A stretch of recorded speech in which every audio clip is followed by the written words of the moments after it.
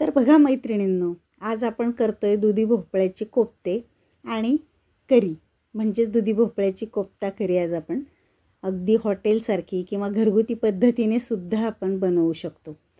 जर तुम्हाला हॉटेलसारखी आवडत असेल तशी आपण बनवू शकतो किंवा घरगुती पद्धतीने आपली भाजी जशी असते तशी सुद्धा आपण बनवू शकतो। कारण दुधी भोपळे बऱ्याच जणांना दुधी भोपळ्याची भाजी किंवा दुधी भोपळा हा मुळातच आवडत नाही आणि अशा प्रकारे जर आपण कोफ्ता करी जर केली तर नक्कीच आवडीने खातील। तर चला तर मग आपण ही कशी करायची ते बघूया। आता बघा, पहिल्यांदा मी एक दुधी भोपळा घेतलेला आहे आणि आता त्याच्यावरची साल काढून घेतली। आता आपण ती खिसून घ्यायची। तर आता ही खिसणी मी घेतलेली आहे, मध्यम आकाराचे होल आहेत बघा, अशा पद्धतीचा किस करायचा आहे आपल्याला। म्हणजेच आता अगदी बारीकही नाही आणि जाडही नाही। हे बघा, आता अगदी मध्यम साईजचा खिस झालेला आहे बघा आता हा। तर बारीक जर केला तर त्याला जास्त पाणी सुटेल आणि जर मोठा केला तर त्याचे आपल्याला गोल असे कोफ्ते बनवता येणार नाही। तर मध्यम साईजचा हा खिस तयार झालेला आहे। आता सगळं खिसून झाल्यानंतर त्यातलं आपल्याला पाणी काढून घ्यायचं। तर दोन्ही हाताने मी अगदी चांगलं पिळून घेते, म्हणजे पाणी बाहेर आपल्याला काढून टाकता येईल आणि किस जो आहे तो हा तर अगदी कोरडा कोरडा होईल, म्हणजेच कोफ्ते करताना आपल्याला जास्त ओलसर आपलं पीठ होणार नाही। आता सगळं मी अगदी पिळून घेते। आता यातलं जे पाणी निघतंय ना तर ते आपण आता फेकून देणार नाही, ते पुढं आपण वापरणारच आहोत। तर आता मी एका वाटीमध्ये हे पाणी काढून घेते आणि आता हे बाजूला ठेवून द्यायचं आहे। याचा वापर आपण पुढे करणारच आहोत।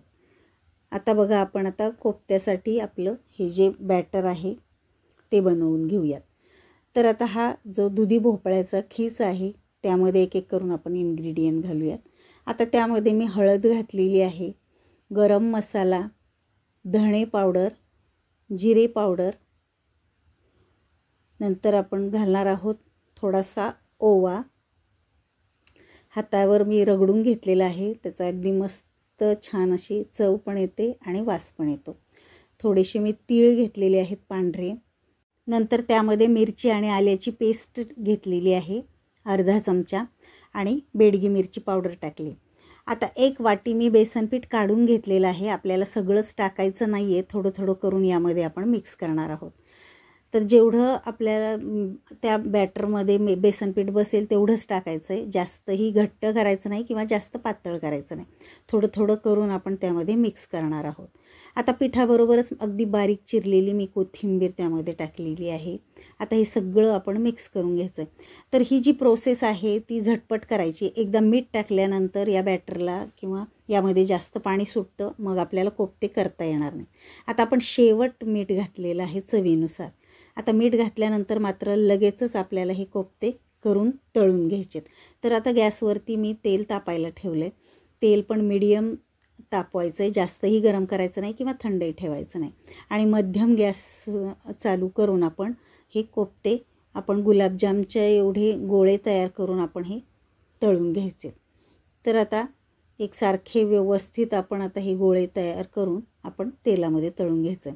तर सोनेरी रंग येईपर्यंत तळायचे, गॅस जास्त मोठाही करू नका। आणि आता आपल्याला अगदी मीडियम गॅसवरती हे चांगले कुरकुरीत होईपर्यंत तळून घ्यायचे। हे पहा, तर अशाच पद्धतीने आपण सगळे कोफ्ते तळून घेऊयात। अगदी छान कुरकुरीत असे होईल असे तळून घेतलेले आहेत आपण सगळे कोफ्ते, आपले तळून तयार झालेले आहेत।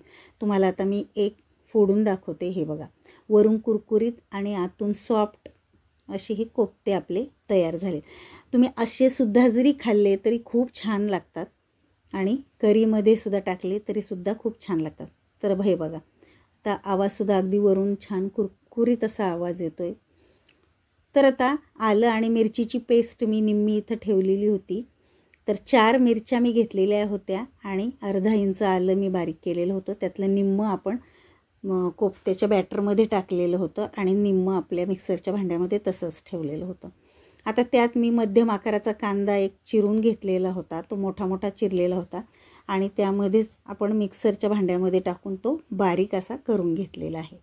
आता ते एका मी भांड्यामध्ये काढून घेतलं आहे आणि मध्यम आकाराचा टोमॅटो त्याची प्युरी करून घ्यायची।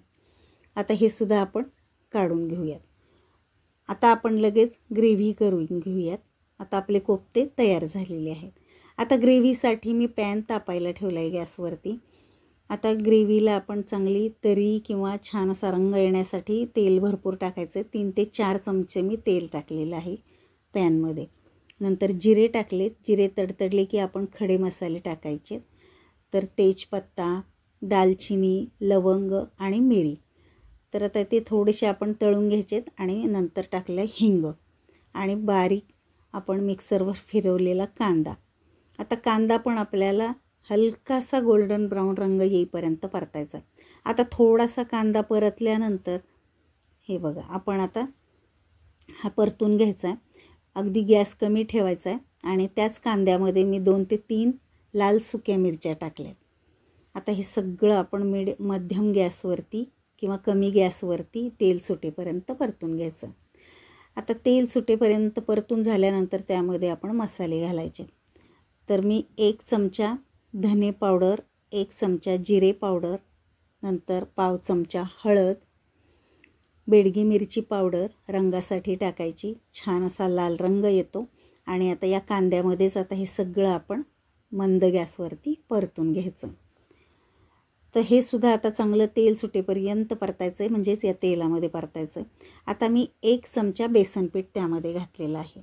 आता तुम्हाला जर घरगुती पद्धतीची जर भाजी करायची असेल किंवा ही ग्रेव्ही करायची असेल तर आपण 1 चमचा त्यामध्ये बेसन पीठ घालायचं.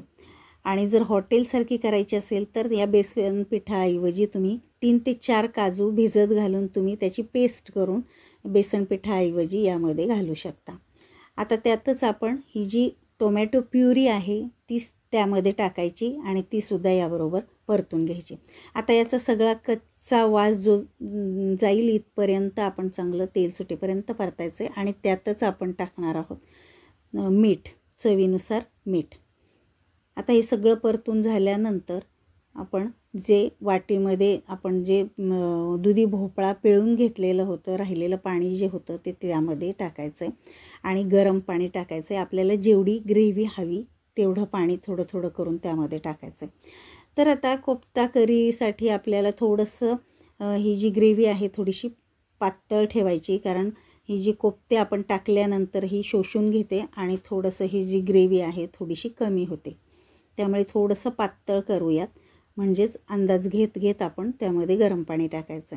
आता ही जी ग्रेव्ही आहे ती उकळल्यानंतर आपण त्यामध्ये कसुरी मेथी घालायची. नंतर आपण टाकणार आहोत गरम मसाला. हवं असेल तर तुम्ही किचन किंग मसाला टाकू शकता. आता हे सगळं जी ग्रेव्ही आहे चांगली उकळून झाल्यानंतर त्यामध्ये आपण हे टाकायचे कोफ्ते. आता कोफ्ते अगदी मंद गॅसवरती आपल्याला हे थोडेसे शिजवून घ्यायचे. हे शिजायला जास्त वेळ लागत नाही, पण कोफ्ते टाकल्यानंतर आपण एकदा मिक्स करून घ्यायचे आणि मंद गॅसवरती अगदी अर्धा ते 1 मिनिटभर झाकण ठेवून आपण हलकेसे मऊ करून घ्यायचे. अगदी मऊ जर झाले थोडेसे तर लगेच गॅस बंद करायचा आहे. तर आपली बघा ही तयार झालेली आहे दुधी भोपळ्याची कोफ्ते आणि करी, म्हणजेच दुधी भोपळ्याची कोफ्ता करी. तर मस्त अशी ही आपली ही कोफ्ता करी लागते. आता त्यावरती बारीक चिरलेली कोथिंबीर टाकायची आणि आता एका डिशमध्ये आपण काढून घेऊयात. तर दुधी भोपळा ज्यांना आवडत नाही तर ते सुद्धा अगदी आवडीने ही भाजी किंवा ही कोफ्ता करी खातील. त्यामुळे नक्की तुम्ही अशा प्रकारे करून पहा. कशी झाली मला कमेंट करून पण सांगा. तर मस्त घरात बघा अगदी सुगंध सुटलेला आहे. हॉटेलमध्ये सुद्धा आपण जर शाकाहारी जेवण जर मागवलं तर अशाच पद्धतीच्या आपण भाज्या मागवतो. तर याच भाज्या आपण घरीसुद्धा अगदी मस्त बनवू शकतो, अगदी घरच्या घरी, घरच्याच साहित्यात. तर तुम्हाला हा व्हिडिओ कसा वाटला मला कमेंट करून पण सांगा. आवडला असेल तर आपल्या चॅनलला लाईक, शेअर आणि सबस्क्राईब करायला मात्र विसरू नका, कारण आपले जे व्हिडिओ अपलोड होतात त्याचं नोटिफिकेशन तुम्हाला येईल आणि आपले हे जे व्हिडिओ आहेत तुम्हाला सगळ्यात पहिल्यांदा पाहायला मिळतील. चला तर मग भेटूयात अशा छान छान नवनवीन रेसिपींच्या व्हिडिओमध्ये. तोपर्यंत बाय बाय, टेक केअर.